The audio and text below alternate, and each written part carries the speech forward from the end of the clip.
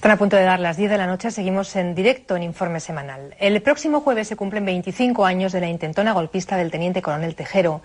Esa noche los medios de comunicación jugaron un papel sin precedentes y entre ellos esta casa, Televisión Española, que tuvo que sortear muchas dificultades para grabar y difundir la información, sobre todo el mensaje del rey que contribuyó a desactivar el golpe.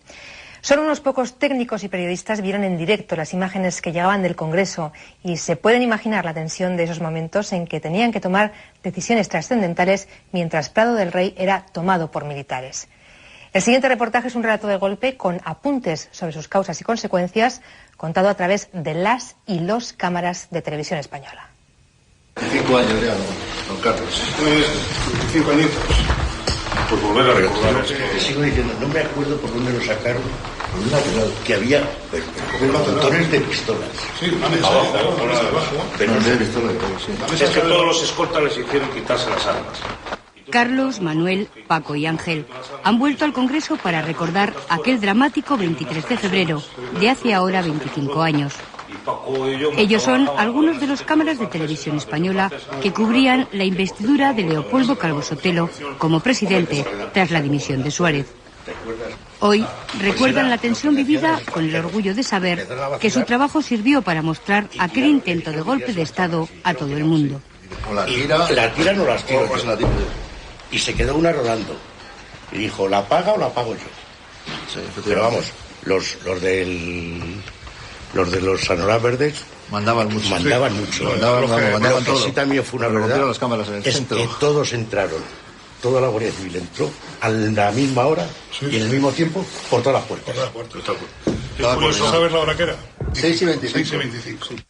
¡Quieto todo el mundo! ¡Quieto todo el mundo!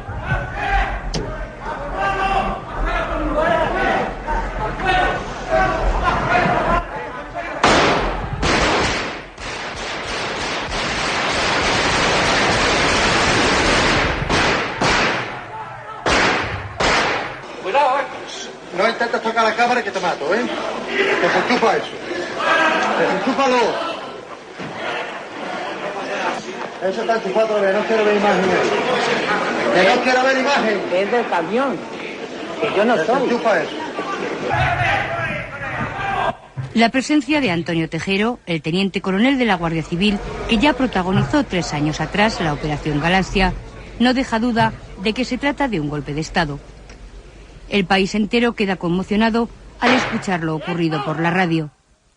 La imagen grabada por Televisión Española no podrá verse hasta 18 horas después. En ese momento, la señal que durante 35 minutos consigue enviar el cámara Pedro Francisco Martín, engañando a los asaltantes, solo llega a Prado del Rey. 1 hora después del asalto al Congreso, sobre las 7:30 de la tarde, los militares toman también las instalaciones de Televisión Española y Radio Nacional.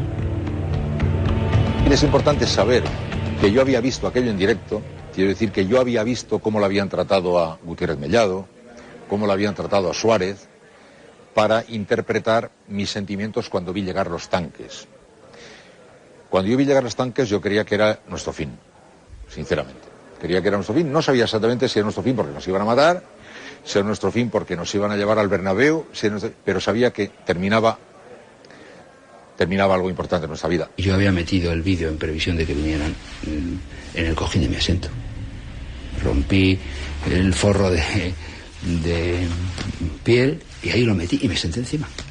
Entonces, para que no desaparezca, al menos yo me guardo una copia y ordeno que hagan otra copia y con ella, pues que esté ahí, a ver si la podemos sacar para que si pasa algo, por lo menos se sepa lo que de verdad ha pasado y se vea fuera lo que de verdad ha pasado.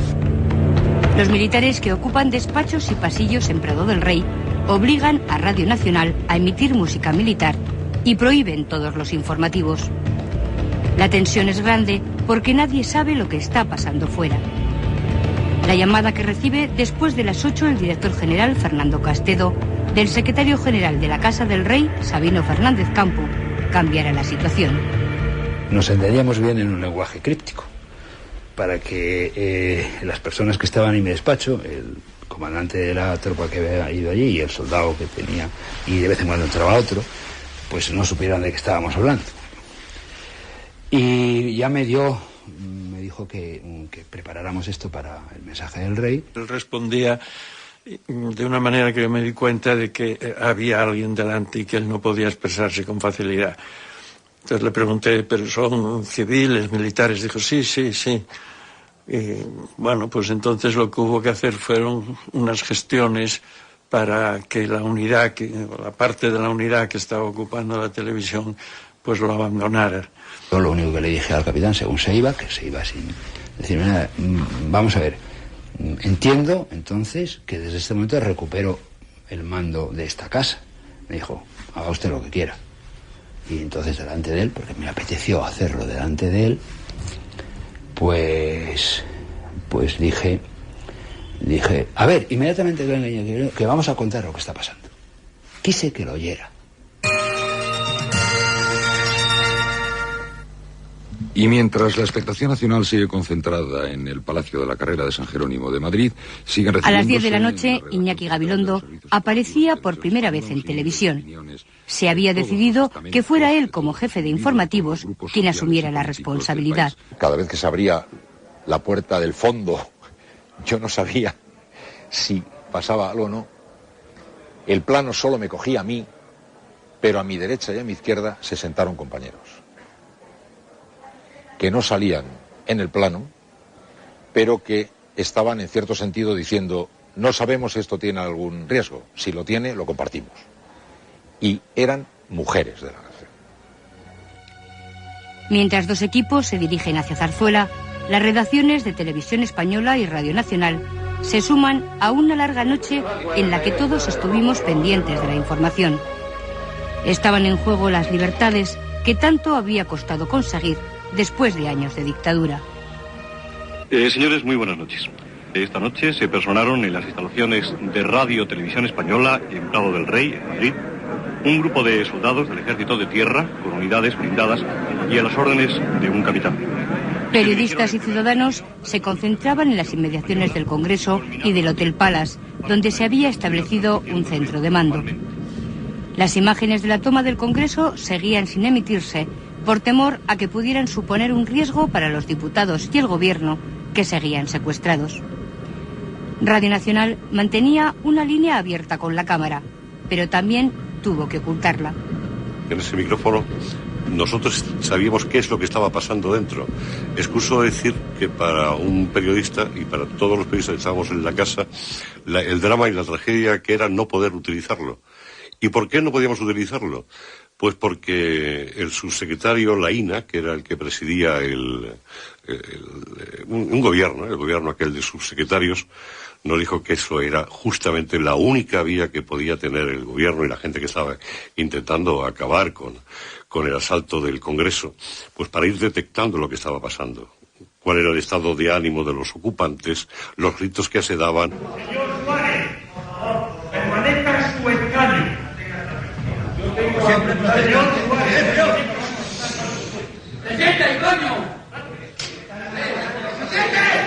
Preocupaba la situación del Congreso, pero sobre todo era necesario saber qué militares apoyaban el golpe. No era un secreto el malestar en ciertos sectores nostálgicos del ejército, contrarios a las reformas y que clamaban por una mano más dura contra el terrorismo, que entonces causaba decenas de muertos. Estaba claro que el capitán general de Valencia, Milán del Bosch, que había sacado los tanques a la calle, era uno de los cabecillas. Pero desde otras capitanías llamaban a Zarzuela preguntando si allí estaba el general Armada. La respuesta, ya famosa, fue ni está ni se le espera. Lo cierto es que se había rechazado su presencia ante la duda del papel que podía estar jugando, aprovechando su amistad con el rey. No sé si esto será cuestión de un cuarto de hora, 20 minutos, media hora. Me imagino que no más tiempo. Y la autoridad que hay competente, militar por supuesto, será la que determine qué es lo que va a ocurrir. Hablé con Tejero, no me hizo demasiado caso, le dije quién era y